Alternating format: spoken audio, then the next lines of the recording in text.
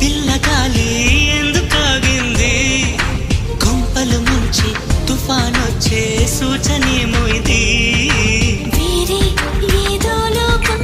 చేరి ఊహల వేగం ఏదో తీయని మైకం పెంచుతున్నది దారి తెలియని దూరం తీరి తెలపని తీరం తనలో కలవరమేదో రేపుతున్నది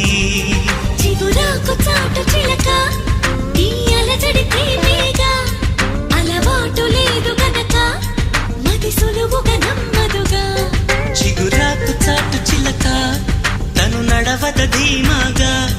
అనుకోని దారి గనక ఈ తికమక తప్పదుగా తను కూడా నాలాగా అనుకుంటే మేలేగా అయితే